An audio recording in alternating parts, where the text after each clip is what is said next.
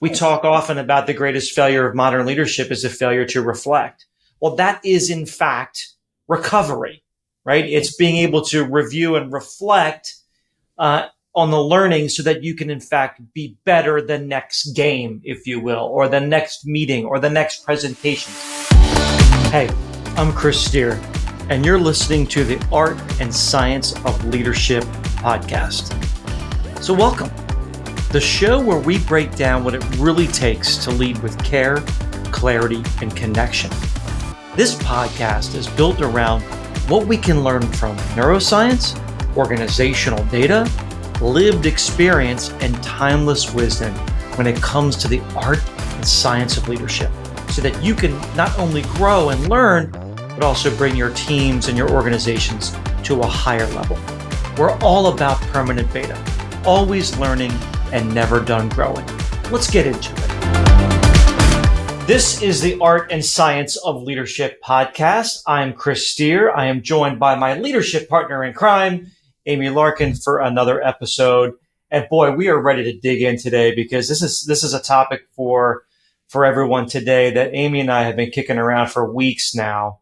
And as many of you who work with us or who know of us through these podcasts or through any of our newsletters, you know that we often talk about the athletic mindset. And that's going to come full circle, front and center today in this conversation. But if there's three things that we end up always centering or framing around, it's the idea of permanent beta, right? Which is we're always learning, we're always growing as leaders. Number two, it's the idea that you need to have a grounded philosophy in order to talk about these things. And for us, our four learning forces, if you will, neuroscience, our own experience as operators and leaders and counselors, the timeless and ancient wisdom that we pull from life, and then certainly all of the organizational data. But today, we're going to really pull that athletic mindset forward, Amy, and you and I are particularly well positioned to do that. But today, specifically, we're going to talk about the recovery advantage, right? Recovery is important. And this has been on our minds for a while now, buddy. It has been. And I think we've been talking about this since August, vacation time. Where everybody in the summertime tends to take a pause with their family, spend some quality time, well needed. But we thought, what a great topic to really focus in on as we head into this fourth quarter and making sure that it is top of mind for everyone. And, Chris, you think about today, all the forms of recovery for athletes that really didn't exist when we were, both playing on fields back in the day. But from cold plunges to Theraguns, you name it, there is a multi-trillion-dollar industry out there in terms of recovery. And, I think as athletes start to focus in on how important not just their recovery, but also their preventative metrics and measures that they take to make sure that they are always resting and recovering so that their peak performance is optimal and they're constantly growing is really, really important. But it is in business as well. No doubt.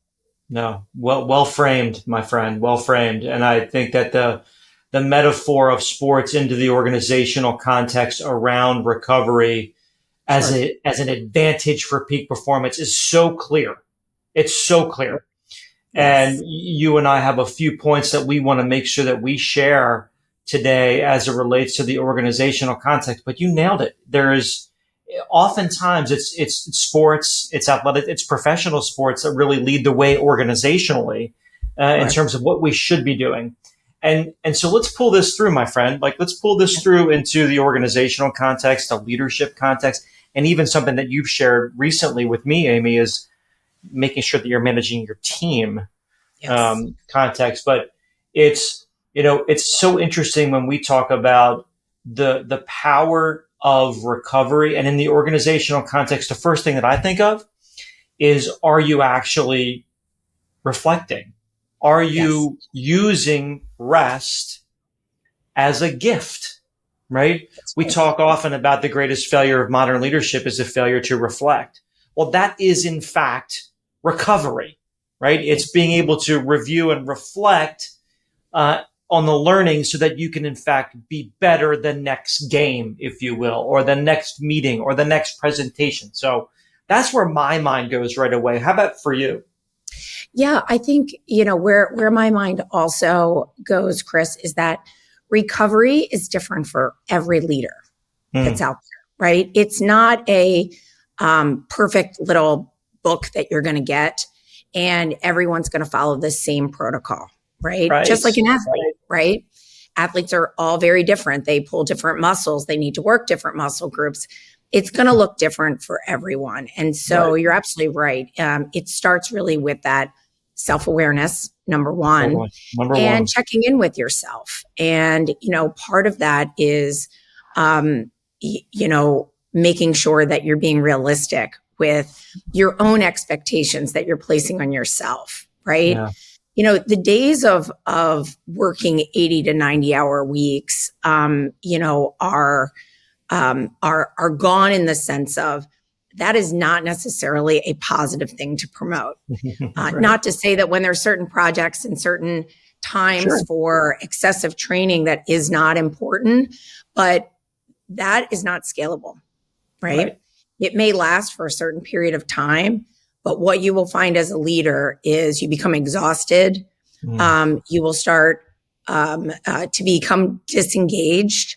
There will be things in your life that mm, will suffer mm. as a consequence of you overworking yourself, and your brain does not have time to rest, Yeah. right? And so, I think one of the main, most important factors in rest for a leader is sleep. Yeah. Number one, Number hands one. down. And, some leaders will argue, and many CEOs that you and I have worked, I only need 4 hours of sleep a night.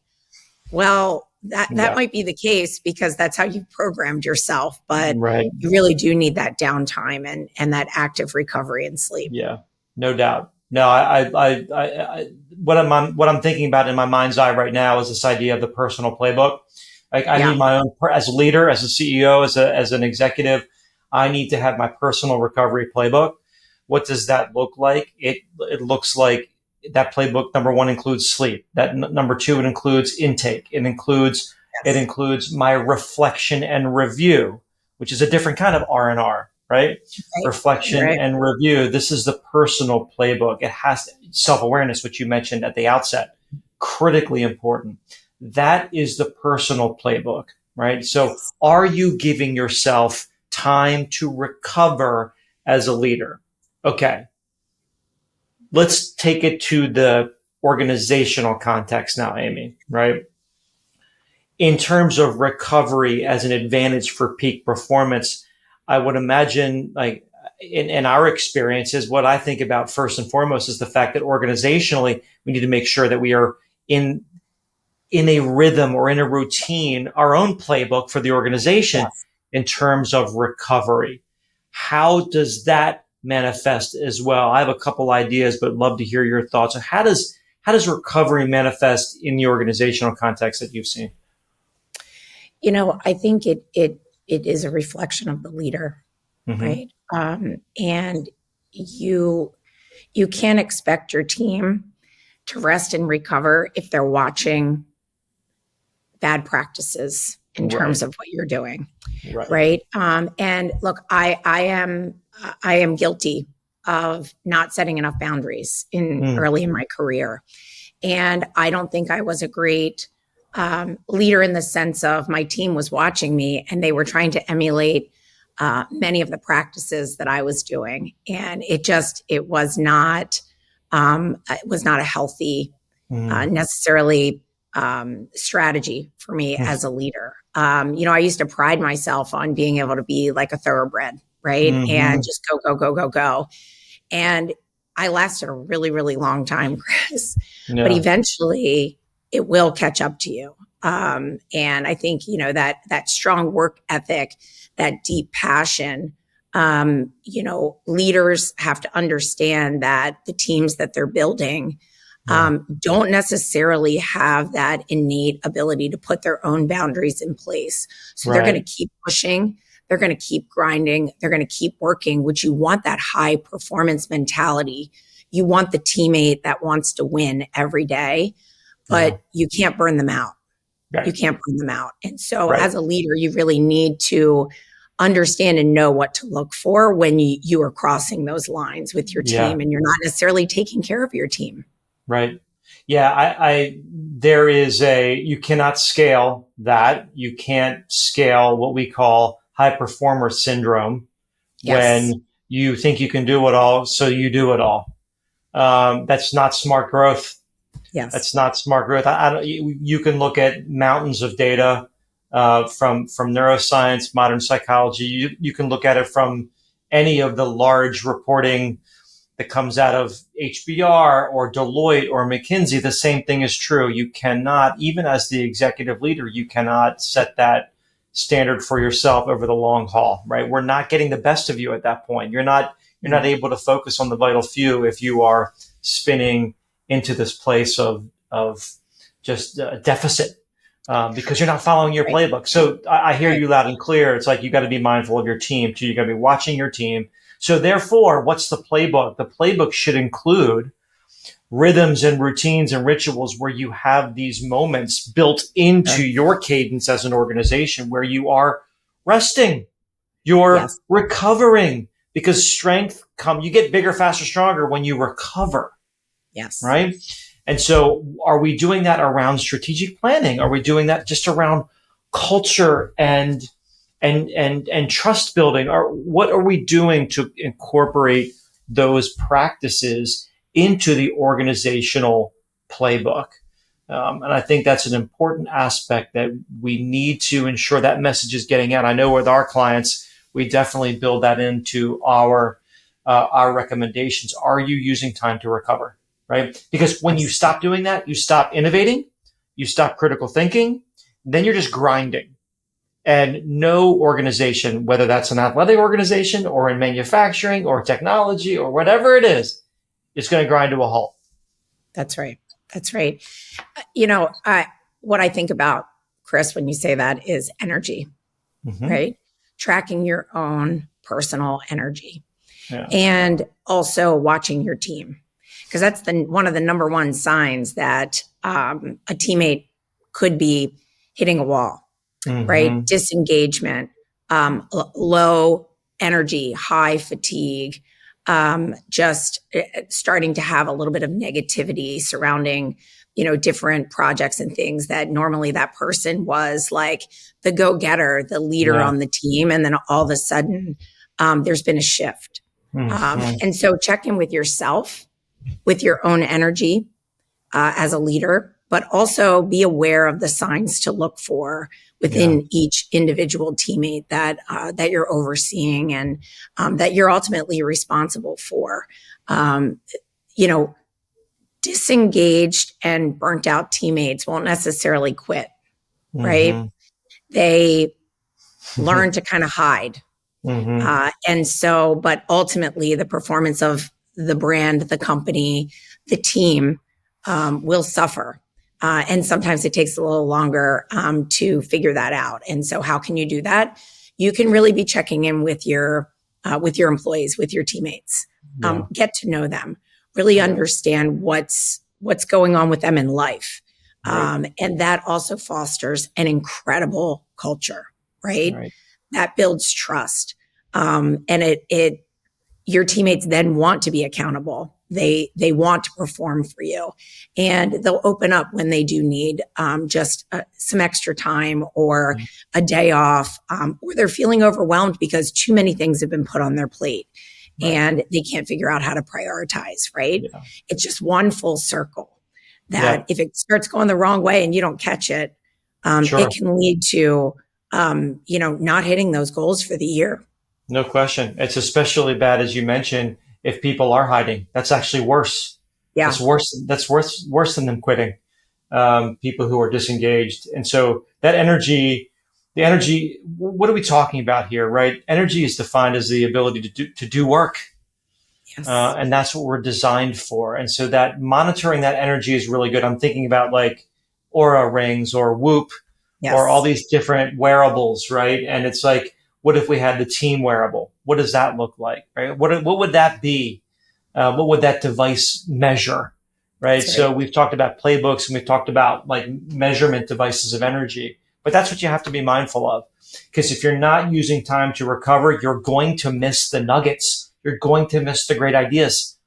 That's right. You're not going to take the opportunity to really reflect and critically think. And oh, by the way, what does that mean? That means that you're likely not communicating clearly. Your own emotional intelligence is wavering, and that is one of the ultimate advantages in leadership is to be able to continue to elevate and tap into your emotional intelligence as you're leading others. It is, in fact, very much a superpower. It Well, is. Yes. I think this is a message that's long overdue, right? How are you building in recovery into your playbook, both your individual leadership playbook, the playbook for your specific team or department, or organizationally? Are you building in the routines and rhythms and rituals in order to recover, right? That's We right. grow during recovery. Amy, I'll give you the last word. I think, Chris, as leaders are, heading into this fourth quarter, there's a lot of pressure, right? Mm-hmm. There's a lot of pressure on leaders to perform. Right. So recovery Right. is so, so important as you head into, the end of this year. And I would just say, keep in mind and remember that it is your competitive advantage. Recovery Mm-hmm. is your competitive advantage. Yeah. Take time, make sure those boundaries are guarded. And make sense. And, boundaries are good. If you're setting boundaries as a leader for yourself, your team understands that they can also set those same boundaries. Mm-hmm. And so you're getting optimal performance during the hours that you want people to be engaged and collaborating. Right on. And so keep that in mind. And we wish you the most success as you head into this fourth quarter, and look forward to seeing everyone soon. Thanks again, Chris, for having me. Right on. Let's recover so we can get bigger, faster, stronger. Thanks, Amy.